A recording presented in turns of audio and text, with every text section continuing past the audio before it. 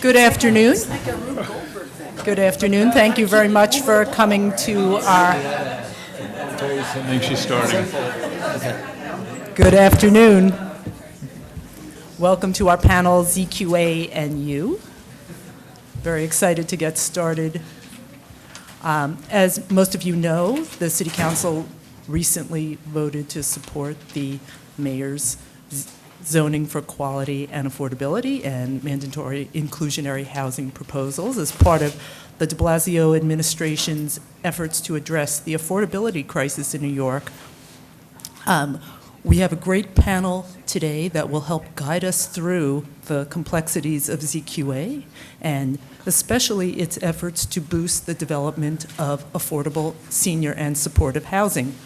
I will introduce the panelists in the order in which they're going to speak. We're going to have a little bit of an inter-panel discussion after each presentation, and then we're going to open it up to questions from the audience.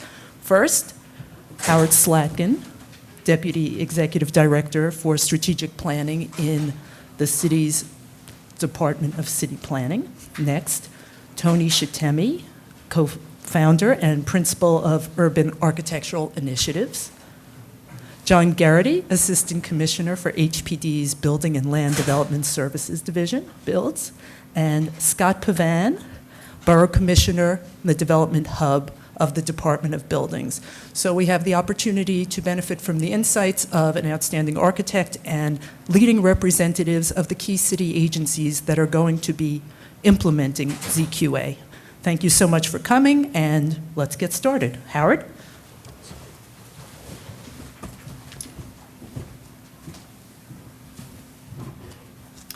Thanks, Sally. Thanks, everyone, for coming to ZQA and U. I love the title. It promises that we might have a vowel in there to help with the Z and the Q.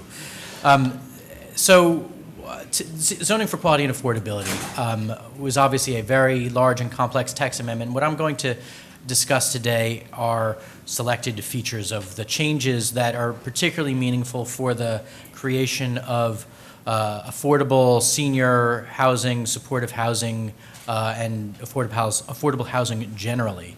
So I will not be, by any means, giving you every element or ingredient in ZQA, but I will be highlighting some of the things that were not necessarily the headline topics of discussion during the process, but are nonetheless very important parts of the changes and are going to, we think, have a real meaningful effect around the city. Why we called it ZQA was not through any particular marketing or branding strategy, but because the two primary goals that drove this proposal were to make it easier and more straightforward, more practical to build affordable housing in neighborhoods throughout the city, while at the same time supporting the quality of development, the interior quality of buildings, the exterior quality of buildings as they meet the neighborhood. And each of the changes that we included, we think, really tried to accomplish both of these goals. So the first concept I'd like to describe here is something we call income-restricted housing units. This is a new category in the zoning, but it describes certain categories of housing that have in the past, some of which have in the past been subject to special provisions that were more accommodating. We made it clearer and much more straightforward here in the zoning that there's a category of housing called income-restricted housing units. It is a unit that either is an inclusionary housing unit, so you're providing it to comply with the voluntary or the mandatory inclusionary housing programs, or it's an affordable unit that has a regulatory agreement of at least 30 years where rents for that unit are set based on affordability at or below 80% of AMI. Once you're an income-restricted housing unit, what does that mean? Well, the biggest thing really is that it means that you are eligible for reduced parking requirements to different degrees around the city. In particular, in the shaded areas that you see on this map that would be called the transit zone. These are areas that have particularly low levels of car ownership and are well served by transit. There is no parking required for a new income-restricted housing unit in a multifamily district in those geographies. In addition, If you're outside those geographies, if you're outside the transit zone, there are reduced parking requirements. The type of reduced parking requirements that were available prior to ZQA, but the sharpest reduction is available to any housing unit that falls into that category. Another set of another subtype of housing that we established special rules for are affordable senior housing and care facilities, which I'll break down in two different categories. First, what we call AIRS, which is better, a better pronounceable acronym, the only one we invented that you can actually pronounce. Affordable independent residences for seniors.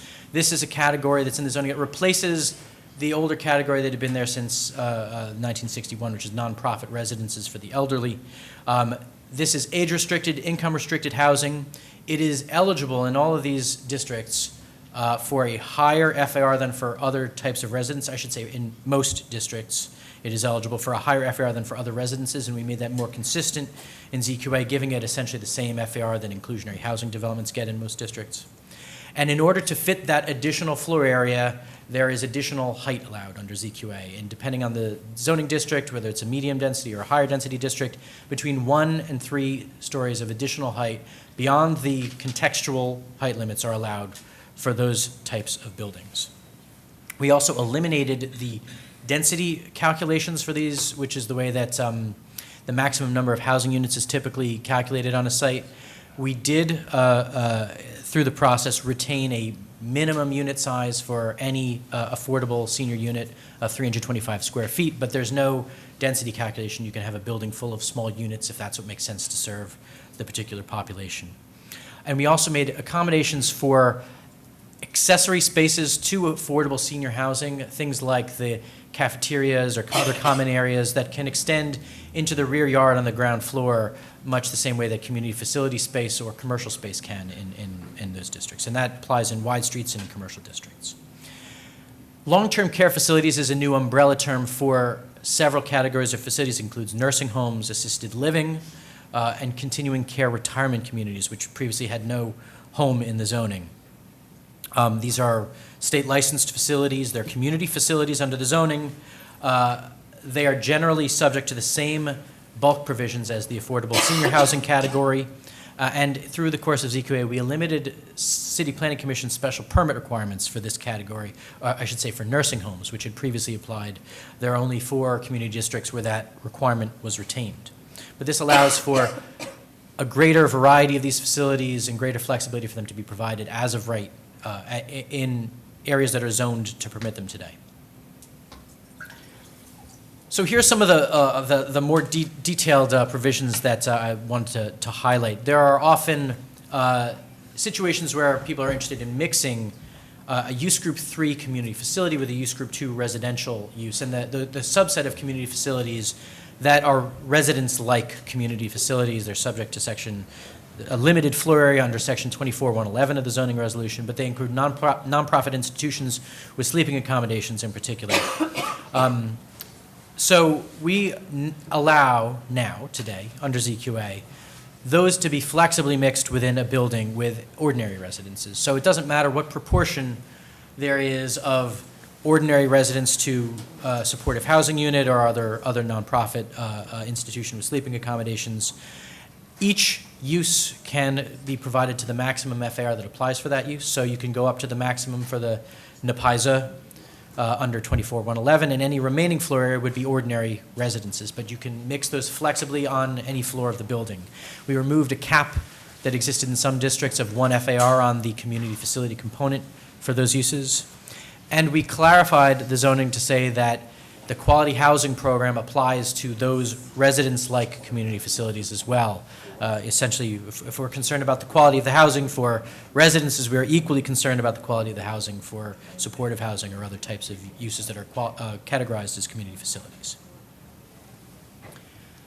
I won't dwell on these in detail, but there are a couple of different provisions that we added to address difficult sites. So there are, we know in many medium and higher density districts, sites that have a constraint whether they're adjacent to a rail line, an elevated roadway, a railroad right-of-way, or other condition where you don't want to, under contextual zoning, force all the housing units to front on that condition. You'd like to be able to shift some of them away from it, whether it's for noise or for other purposes. So we created this new zoning envelope, which is a non-contextual zoning envelope, but it does have some height limits. It's more flexible, but it doesn't allow infinite height. That can be used in those districts for affordable senior housing under those conditions. It is also an envelope that would apply to future creation of mandatory inclusionary housing in non-contextual districts. But the idea is that we recognize sometimes contextual zoning is very tight and inflexible, and for certain types of sites, we wanted to be able to make some accommodations. Similarly, for lots that are irregular, we created a new BSA special permit to allow bulk regulations to be modified in limited ways, primarily in the horizontal dimension, things like yards, courts, setbacks, to address the site irregularities in a situation where you're not able to, for instance, qualify for a variance. There might not be uniqueness or hardship. But in order to provide these categories of affordable housing, if the building is at least half income-restricted housing units or NPISA or long-term care facilities, there's some additional recourse that you have to get some flexibility to make the zoning work for that building. There are a wide range of other provisions. I will not go into great detail that apply to housing in general, all buildings in medium or high-density districts, to make the zoning envelopes work and fit the construction techniques that are used for affordable housing frequently. Similarly, for all buildings subject to the quality housing program, whether it's mandatory or voluntary in the district. I won't dwell on these except for a few. One of them is that previously there was a minimum unit size for any dwelling unit in a quality housing building of 400 square feet. And in the end, we thought that it made sense to eliminate the 400 square foot minimum. There's still a density factor calculation, so if you go below 400 square feet with some units, you will have some larger units to sort of compensate and average out. But there is no longer a minimum unit size in the zoning resolution for a quality housing building. It's really going to be a practical determination based on your compliance with other relevant laws like the Housing Maintenance Code, building codes, multiple dwelling law.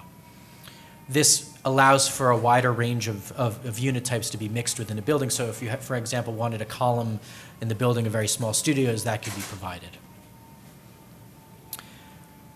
There were a number of changes that were intended to enable buildings to be better designed, because we found that certain things in the zoning were actually forcing bad design on, and we acknowledge this, they were forcing bad design on buildings, or stacking the deck in favor of bad design. And in particular, we found that on corner lots here, you could see that the way that lot coverage worked, the way that sometimes there's a transition rule where you have to go from an intermediate height between a high density and a low density district.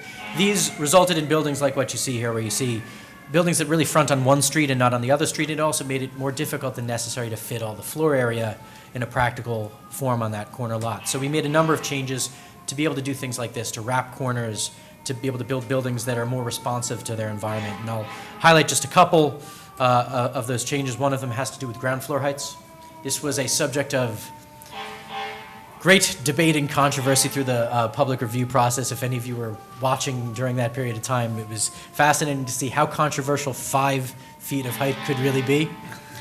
In the end, many, but not all, situations allow for the access to this provision. But what we found is that the assumptions for the zoning that had been created in the 1980s really assumed that you were talking about like an 8'8" floor to ceiling height, or floor to floor height on every story of a building. And people were wedging buildings into a very tight envelope and skimping on ground floors in particular. And what we saw was blank ground floors with poor quality retail space, ground floors with residential windows that open right up onto the pedestrians on the street.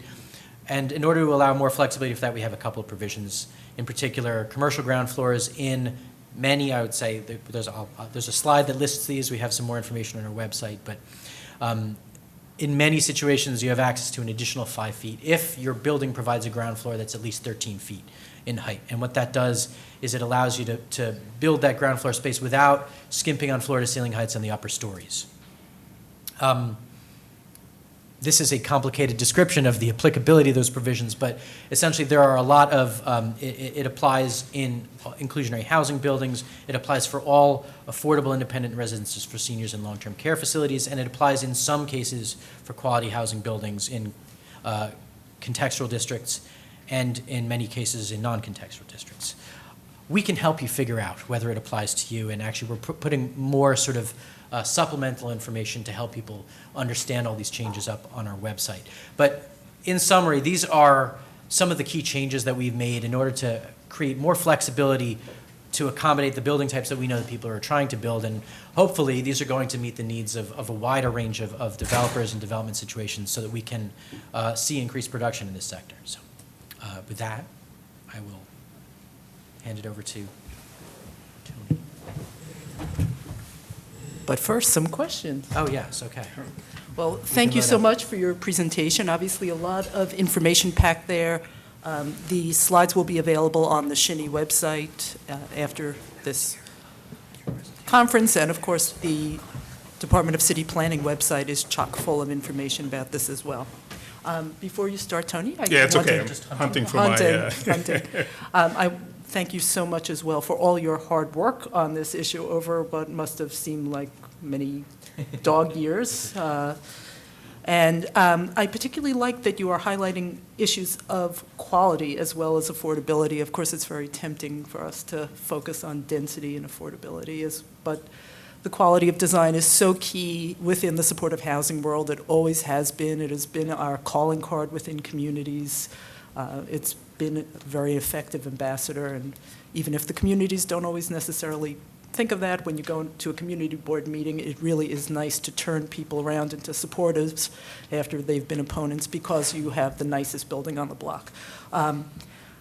At the risk of asking a parent which child they favor, which of these many features that are designed to boost supportive, affordable, and senior housing, which do you favor? I'll put in a plug for the reduction of the parking requirement. That's my own personal favorite, but I'm sure you and everyone on the panel can also weigh in and, you know, have a wager if necessary.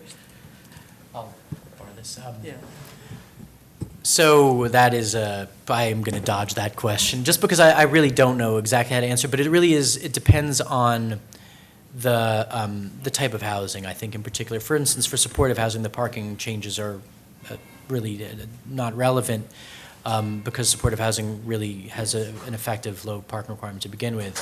For the city. But for the city, you know, I do think that the parking changes are really probably the most dramatic step. And, you know, as we went through the process, there were lots of different subjects that were for robust debate in the process and lots of different concerns and different points of view raised.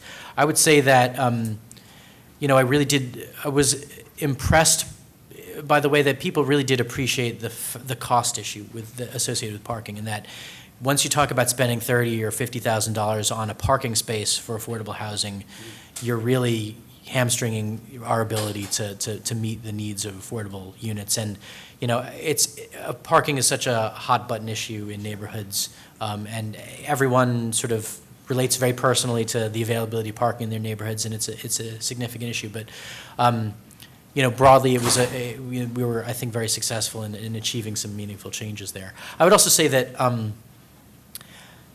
some of the little things that I skipped over here are also pretty important. So there are things like changes to the regulations for courts, outer courts and inner courts, which, for instance, it's very difficult to find an apartment that has a window in the bathroom or the kitchen because it just doesn't make any sense to put those on the exterior wall when you're using all that space for your legal windows. You can have non-legal windows on a smaller court, achieve some articulation in the building, get some light and air into portions of the unit, and provide something that really improves the quality of the unit. It was recently at I think it was, I'm forgetting which event it was in this building, but actually, you know, there was a video of this was, I think, the NISAFA conference, where there was a StoryCorps video of a resident saying, "I have a window in my bathroom," and the resident was so thrilled. And I really appreciate that too. Yeah, I can relate. I don't have a window in my bathroom, but that's just something that was an unintended consequence of all these rules, that we've opened up the possibilities. And I think it's not a. It may be something you can achieve at really limited additional cost, and it's a really big improvement. So. If anyone else wants to cast their vote. Just the flexibility. I think DCP did a really good job listening to the community, to folks in our office, taking prior examples from people that went to BSA. Like, there's a whole gathering of information, looking at some bad examples of the results of zoning. And I think that really educated them, right, on what we were doing, what we were trying to do, and they really took that and modified the zoning accordingly, which I think was a tremendous effort. And to get it what we consider right? Is anything perfect? Nothing's perfect, and they had to get it approved. So, so I just want to congratulate them for listening and for doing the hard work. I also agree with Howard's point again about just the creation of the transit zones and the flexibility in parking. And to carry up on your point as well, that whether for supportive housing, but for the good of communities and for the city as well, parking really is a cost impact, but it's also a development impact for owners to be able to actually develop a piece of property and to be able to provide housing. There really genuinely is more flexibility. And I think it's very, very helpful. So many contentious issues come up during regulatory review of proposed developments where parking is involved, and having that additional flexibility is really great for the city. And I just really was, I was remiss in not, earlier just mentioning that really this was, as John mentioned, a process of city planning listening to people and collecting information, talking to HPD and working with DOB as we work through some of these details and figuring out where people have been getting stuck, and listening to practitioners and some of the groups that had put together some analysis. And it was very much a two-way street in terms of figuring out this puzzle. So, as would be predicted, we have our PDF here. I think there was a PowerPoint, but somehow it's not projecting. So I don't know if the tech guy is here and able to help. Do you see it on the screen? It's not coming up on the screen. That's the problem. Yeah, it's there. It's there, but it's not coming up. Yeah, and just while that's being looked at, the watching the whole process, to me, everything made sense, and I couldn't understand the angst that a lot of the neighborhoods and communities got into. So, being in the front row seat, do you have any comment on that, Howard? Sure. Briefly, and I won't hold you up any further, but I would just say that one of the things that I think was there's a gap that we have to navigate when we go out to the public, and that we have a very many of us in this room have a very sort of a deep understanding of the process and what it means when we change zoning and what it means about what people can do and what's going to happen. I think there's just a very high degree of wariness in communities when you go out and talk about allowing something. Everyone wants to be consulted about what's going to be allowed in their neighborhood, and sort of talking about changes to as-of-right zoning is especially on a broad citywide level, is just really challenging, because we have to get first to this level of understanding of, well, we allow people to build under zoning, and not every development has to come through a process, and why is it important to allow that to happen flexibly? And so I think that was so much of the challenge in the process. I found myself at a few community boards trying to tell people, it's okay, this is actually good.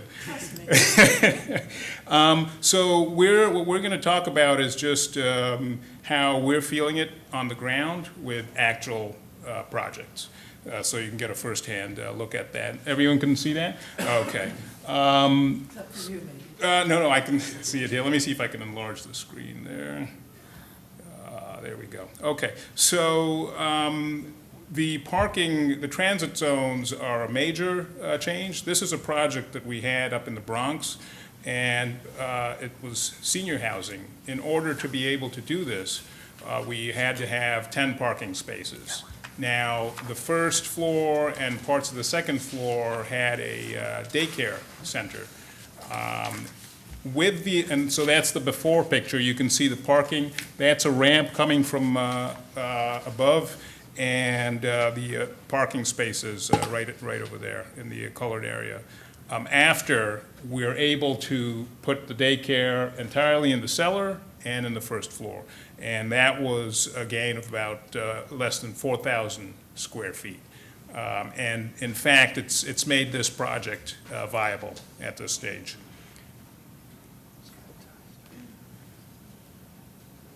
Okay, and then this is starting with the small things, and I know I see a lot of sophisticated consumers here, so you'll understand quality housing, probably having done it before with affordable housing. So a lot of this may not be new to you. However, if you are in supportive housing and doing a use group 3 building, previously you haven't been able to use the quality housing incentives to get more floor area. This is a big thing.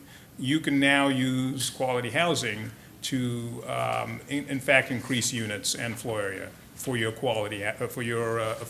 supportive housing building. So starting with a very small item is the laundry room. If you have daylight in the laundry room, you can gain a few square feet. This is one example. Of course, it's always a debate because you want to put a unit there or part of a unit and put it in the cellar and not get any benefits. So that's always a balance that you have to make with your architects and planners. This is one of the bigger ones that, and again, if you're doing affordable housing, you're very familiar with this. If you're doing supportive housing strictly, you haven't had this before. And so if you have daylight in the corridors that is visible from the core, half your floor area gets deducted. So in this particular building, we managed to exclude from floor area 940 square feet, and that amounted to 3 studios added. Smaller item in the blue, the refuse rooms can also be deducted, a very small quantity, of course, but if you've got an 8 or 9 story building, that does add up. Every bit helps. The other half of it, if you have less than 11 units on your floor, any floor plate, the other half of the corridor floor area also gets deducted. And in this example, 2,058 square feet was saved and 6 studios added. So again, this is pretty big for quality housing. Very big change that Howard mentioned. A lot of times for seniors, we're fighting with how much program space to provide versus apartments and units, and a lot of times we put it in the cellar. So now we can extend in the purple area to the rear yard with a community facility. So you can't add additional units, but you can have your community facility use social spaces there. The roof of that has to have access to the rest of the building. And in this example, about 25,000 square feet of communal space was added. All of this, of course, is predicated on whether your building has the floor area to give. Often what's happening is you have all this floor area and you're running out in height, or you can't extend it through the rear yard. And as Scott was discussed, as Howard was saying, there is an increase in height limitations for seniors. So if you do have the extra height, if you do have the extra floor area, you can grow your building taller, add an extra floor. In this example, we had an extra floor. We added 8 units. This is another seniors building in the Bronx, and it's made a big impact again in making this project viable.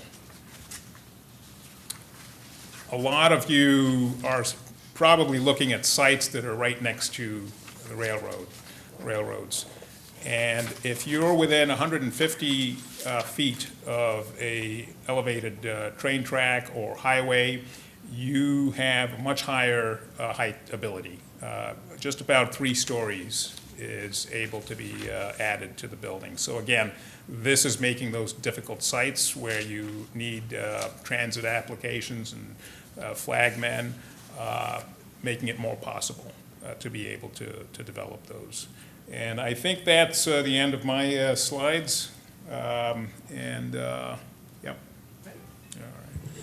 Thank you. So how happy are your clients when you are able to present? They're very happy. Again, it's you all know, and again, I'm looking out the room, and I know most of you, and it's, I think, on the financial aid end, it's a lot of you are very happy. It's actually bringing in more dollars to the job and making some projects that formerly were not possible, just getting them over the line. So a lot of our clients are very, very happy with that. And how far along is a project if it's to be too far along to I would benefit? say we've got one that we are looking at right now that's approved, completed. So we're looking at going back with a post-approval amendment to add 3 units. So I would say almost at any stage, if you haven't started digging, that you can go back. I would recommend to any of the providers here, if you have a project in the works, definitely have your architects take a look and see what's possible. I think there's a lot that can be gained. And you gentlemen in the city who, how far along you're seeing? We've talked about this a little bit. Yeah, I mean, Scott has people who are, days away from TCO coming back in to... Never too late. Yeah. We just created a headache for you, Scott. It's fine, we're happy to have them. I think any time that you've got projects that are further economically incentivized to move, and to be able to actually support a pro forma or support a project moving along. And any time that the provisions that we're regulating and enforcing are easier to understand for the development community, it frankly makes our job easier as well. And it makes our ability to be responsive to those amendments and those changes. We've had, for example, parking reductions coming to us now on projects that are looking at occupancy, and because of the flexibility that got put into the zoning text, those parking reduction opportunities are available to projects that were on the boards and approved and permitted last year, 2 years ago, and now they're not yet at occupancy. And we've had a flood of development teams coming into us with those amendments to be able to actually take advantage of those parking reductions. And so we're doing our very best to sort of provide access and service every one of those.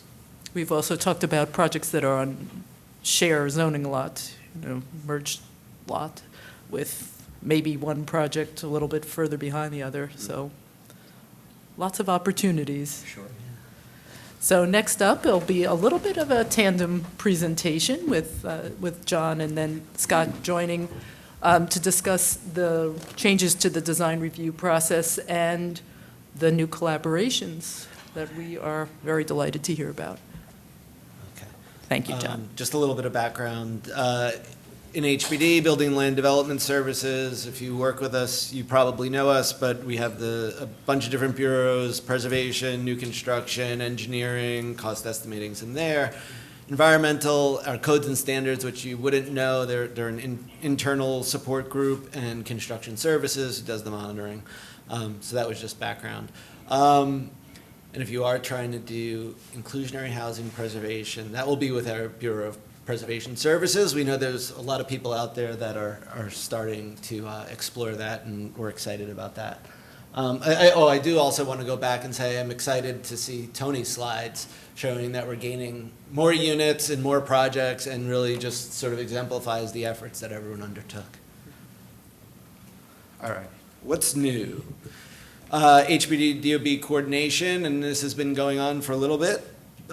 Maybe not.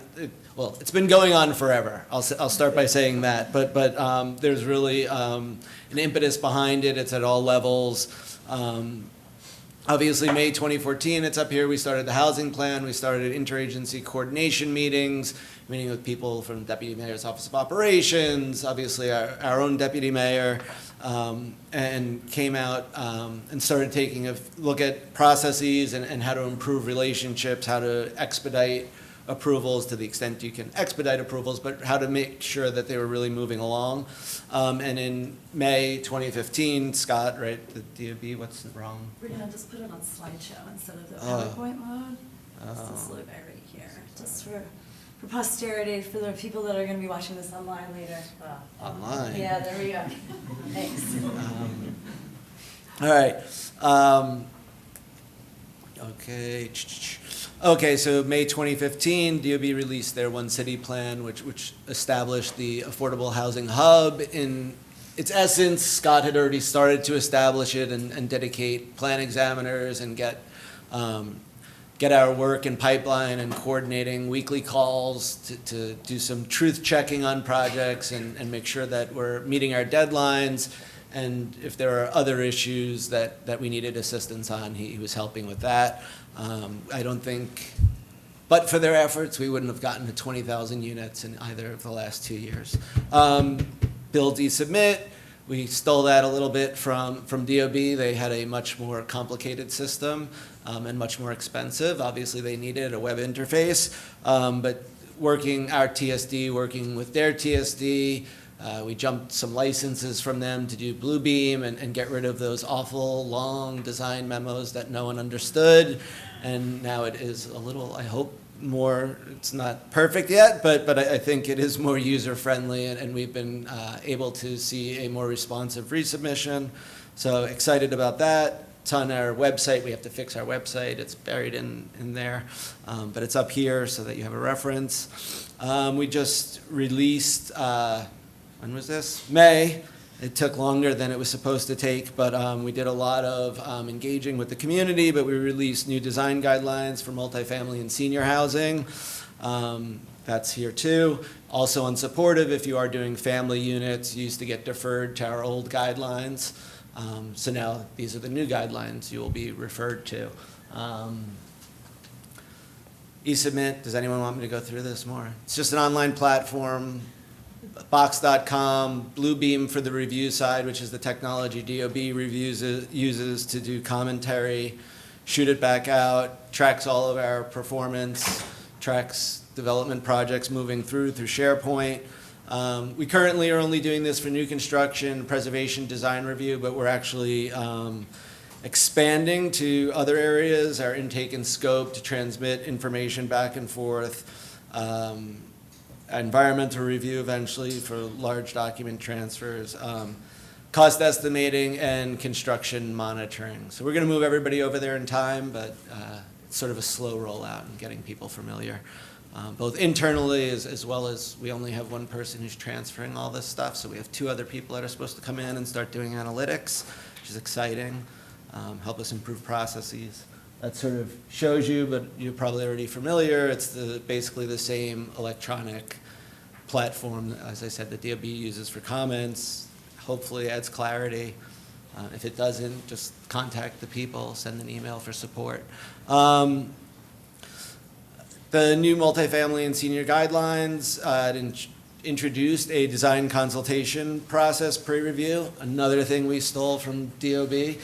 Sorry, Scott, but they had a lot of good ideas that were working over there. So prior to full development, you can come in, have a meeting, present the project, talk about design issues, get our acceptance or approval and concept on what you want to do, what the limitations are. We added some design responsiveness considerations, and there are unfortunately going to be some additional submissions that are going to come from architects as we're rolling out checklists and for information to sort of start evaluating merits of proposals and things that folks were doing, whether it's active design, flood resilient construction, commercial and retail. So, and aging in place, although it's not, we haven't really found good sources yet. We are excited and looking forward to architects and the community sort of presenting projects. We have a lot of the standard stuff we had from 202s, but trying to get new architectural insight, come up with things that work and don't work, and enhance that as we go along. I know the AIA has an Aging in Place committee that has mostly been looking, or it was more focused on rehabs, and we're really just trying to think about best practices, and we'll incorporate them in future versions.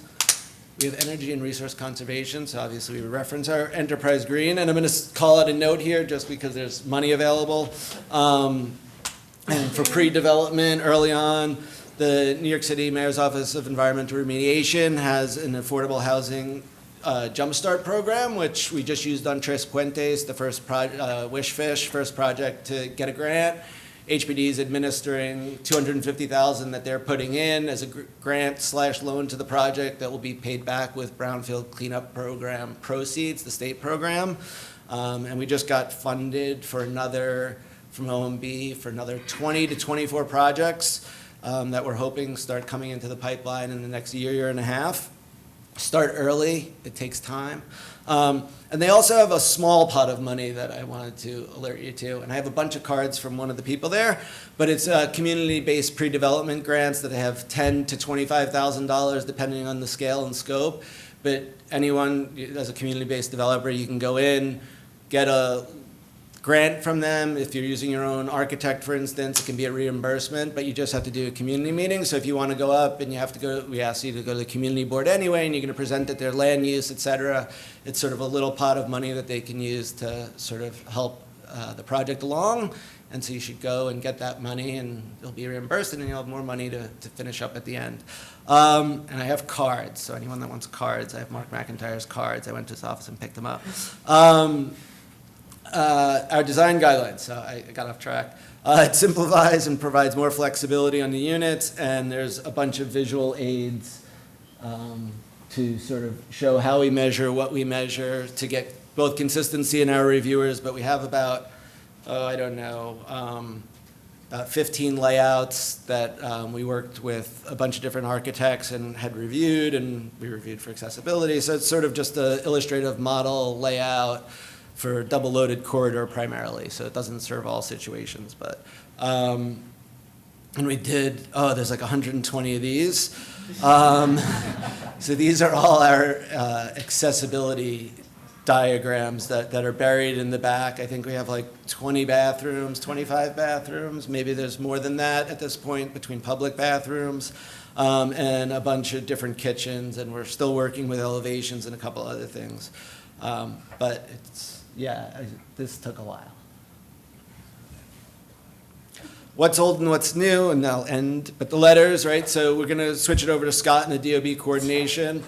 What's old that's new, we have new fee deferral letters, but get them, right? Before you can upload and he can start reviewing plans, you need to have your fee deferral letter if you're not already a tax exempt property. And we don't need people slowing down at the beginning. So if supportive housing offers, say yes, even if you're not sure. Right, Emily? Fee deferral letters. And zoning authorization. So the same as previously, right? You're going to have to get your letters, whether it's IRU, AIRS, inclusionary housing, from HPD to support your DOB applications. Sorry, before I kick it over, I thought that was my last slide. Project seeking enhanced processing at DOB. It's e-filing at the Affordable Housing Hub. We will help others as we can, but the Affordable Housing Unit at the Development Hub has dedicated resource, a project advocate dedicated to affordable housing, and they are also helping with analysts and everything else that gets done and about tracking metrics. So if you send it there, it'll have attention, it'll have routine coordination. Alert us, HPD, your program manager, our group, as soon as you submit in a job number, right, the PW1, you get an assigned job number, alert it, we add it to a tracker, the applications get flagged in the system, and that's going forward will help with, besides plan review on the front end, PAs that come in and inspection processing. So I don't know if inspections is down to 2 days instead of 5 days or whatever, 2 days? For affordable? Okay. Yeah, PAA processing, once, not the application's uploaded, but the plans they can review, they'll have you in within 7 days, and then 10 days, 12 days For what? for comments. 7 also? I thought we were at 10 or 12, all right, so 7. All right. I don't have to say anything. You keep going, Joe. All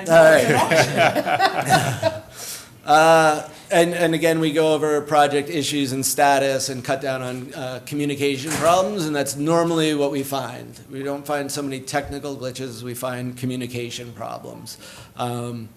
Best squad, so I'm sick of calling over there, but there's an HPD box on the application, so your demo contractor, your site safety consultant, have them check the box. In the future, we hope they're automated, but check the HPD box. And they will provide expedited review. There's a flag in the system that they go to manually, they see it, and if not, they'll verify with us. So that's it. Thank you. Scott. Shall I just jump in, or you want Yes, to go yeah, no. questions?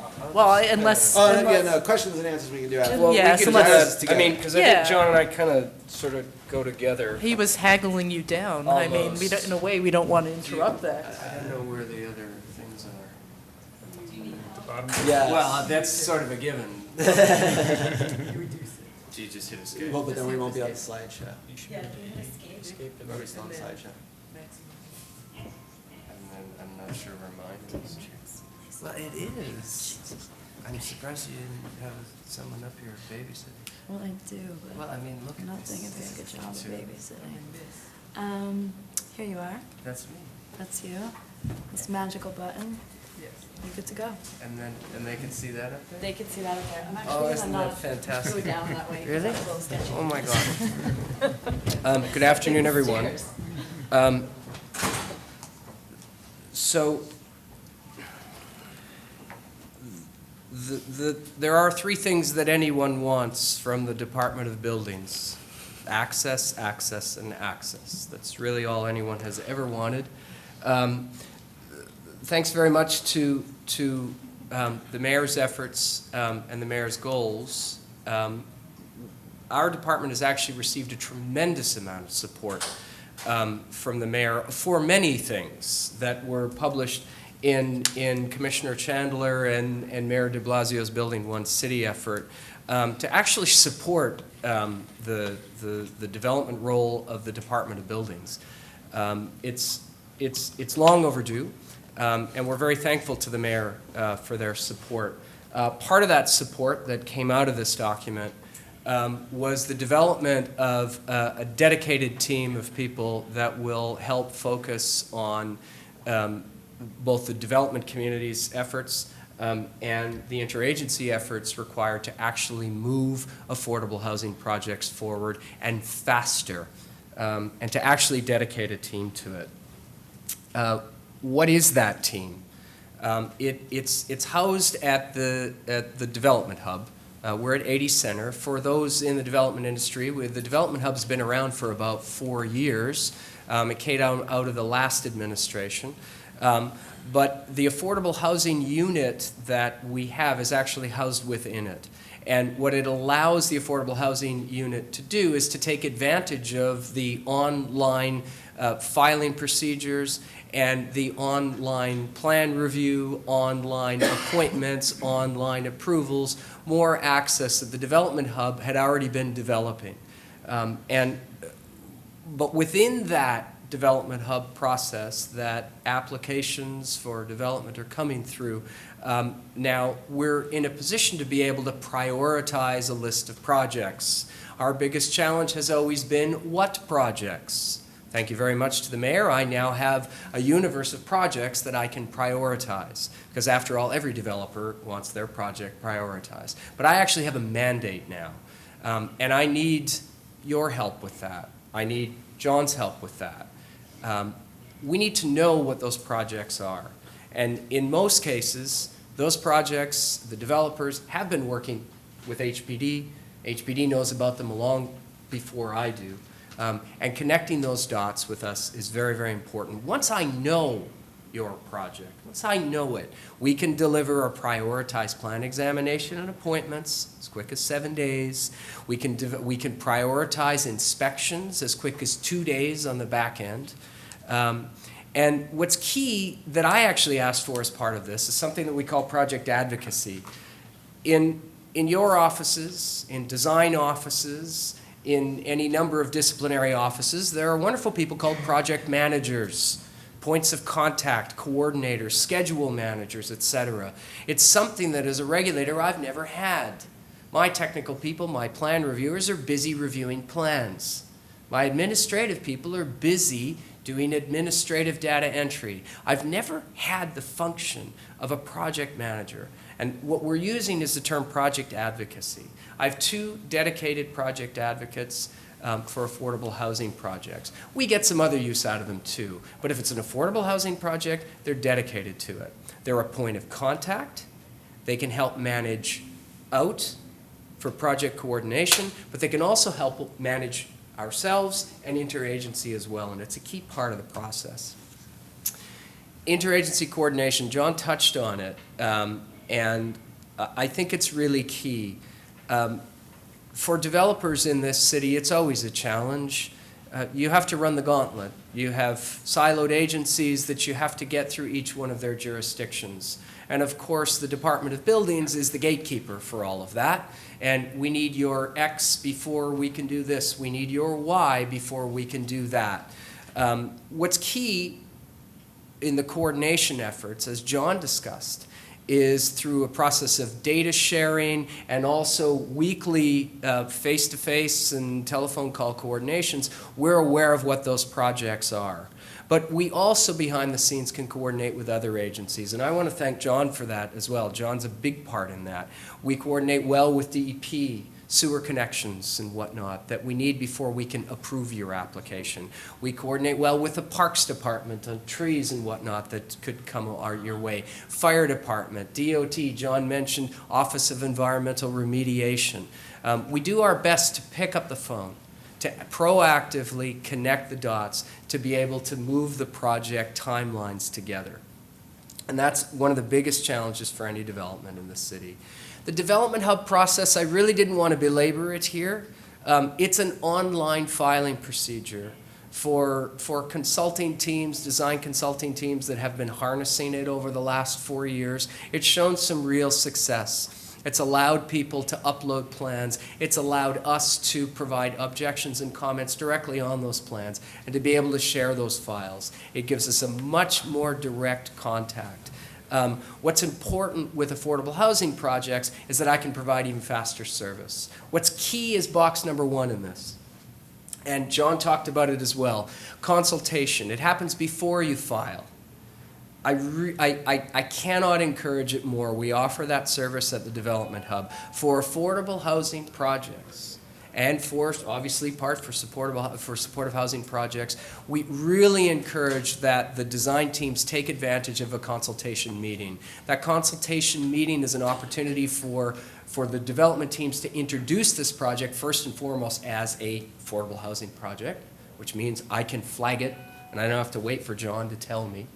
And 2, it allows me to partner with the project's goals and objectives, both from a design standpoint, but also from a scheduling standpoint. The target closing dates, John's people know, but I don't know it. Typically, our process review doesn't always ride on a target project date. But we need to get to a closing, we need to get here. And if we know that early enough, we're able to resource projects appropriately. If we know what the sticky design or compliance issues are, we can actually call Howard. We can call and actually coordinate and make sure that ZQA text, which is not only new to you, it's new to us and our reviewers as well. And just like when codes change and anytime the zoning changes, it's not like we magically know it. Howard gave our guys specific presentations, Howard and Chris, I remember, and it went on for, 2 hours? And even then, there was a lot more to learn. And we're learning it as we go along as well. But again, in that consultation, the architects that are bringing, so when Tony's bringing a project forward, if he's not sure, that means the whole development pro forma may not be sure. And we need that stuff brought to our attention early. So I can encourage a consultation better or faster, that it actually allows us to be more responsive. On the back end, the department last year introduced the inspection ready process, which in some cases got nicknamed inspection not ready. But a lot of the bugs have been worked out of it. I don't have Tom Connors here, who manages and runs that program, who's fantastic. But they really, truly have got affordable housing projects down to 2-day response time for once you request an inspection, that they're able to have it there in 2 days. And again, us knowing those projects is key. Inspection Ready, Development Hub, all that information is available on our website. So have your development teams, have them ensure that they're engaging with the right programs in the department. What are the results? The unit was effectively created in the summer of 2015, and since then that we've actually been tracking, we've managed to approve over 200 developments that are contributing to the mayor's goals for affordable housing units. I rely on John for the actual unit count.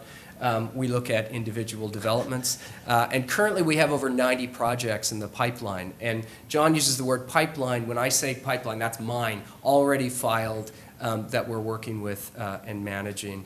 Initial plan reviews, we truly have gotten them down to 7 days. If you asked me 4 months ago, I don't think I was there, but I am there now, 7 days. We've got smoother interagency handoffs between, and we are turning inspections around within 48 hours of the request.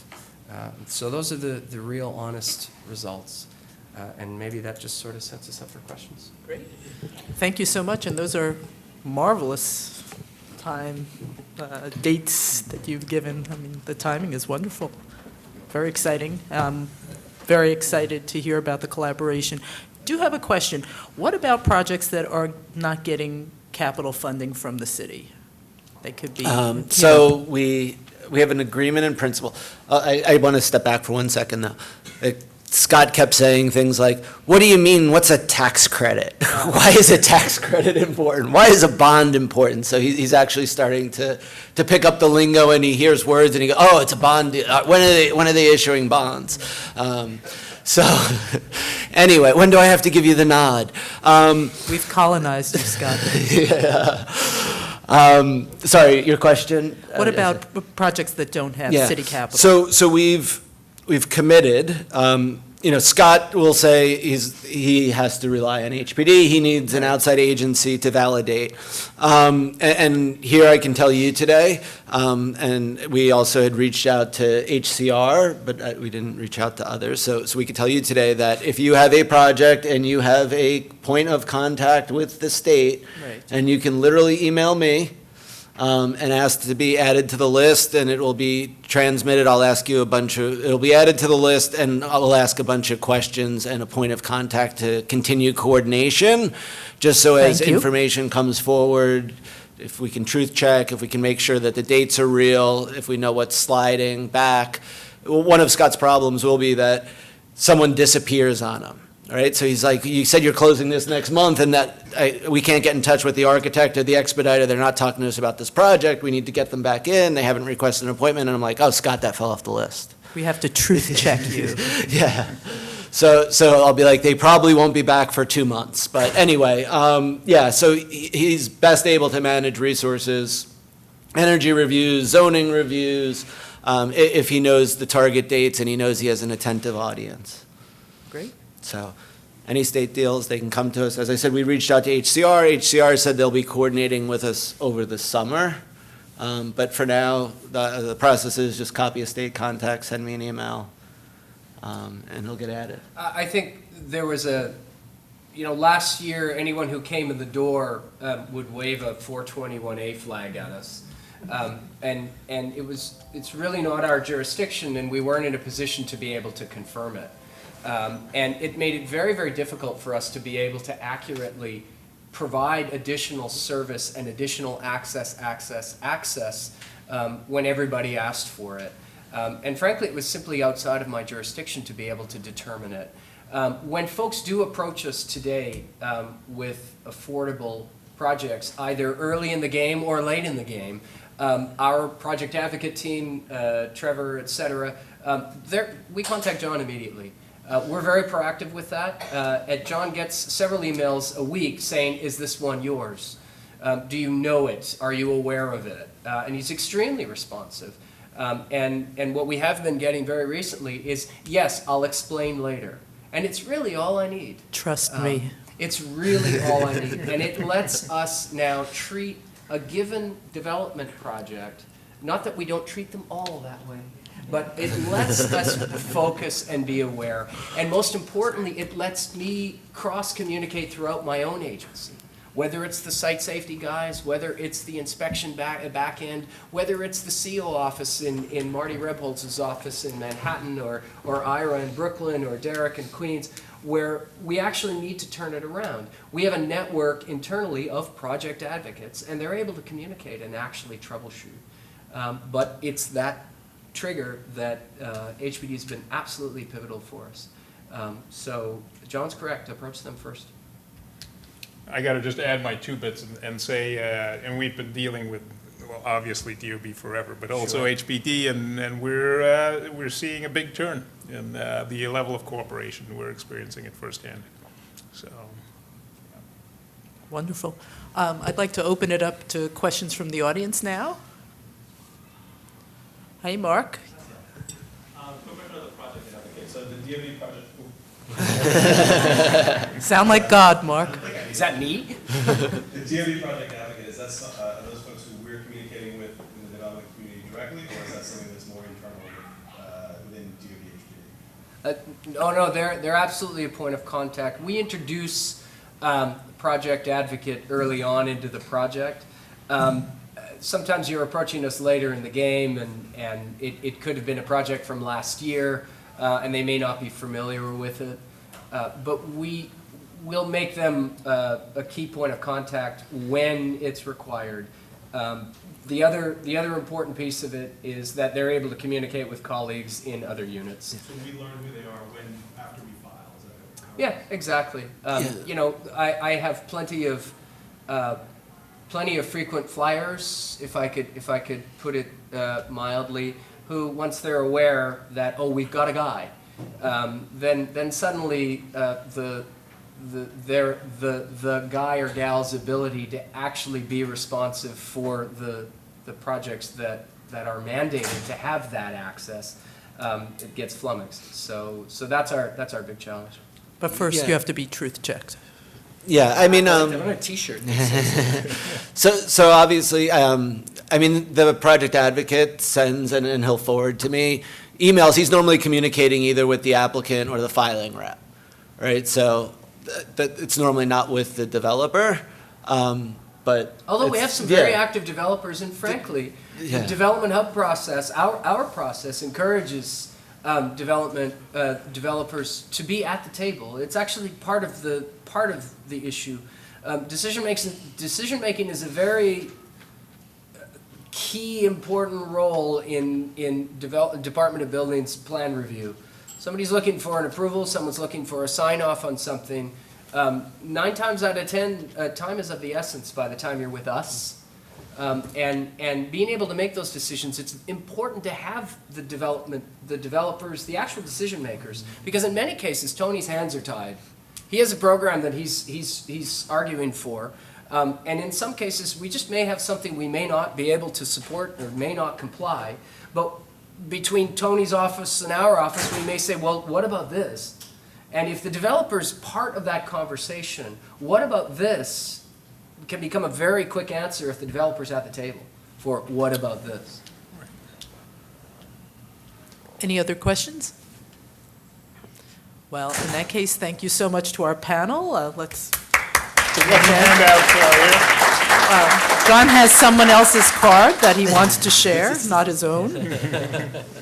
And Tony has some PDFs of We'll put his. these on the circular table there. Thank you very much.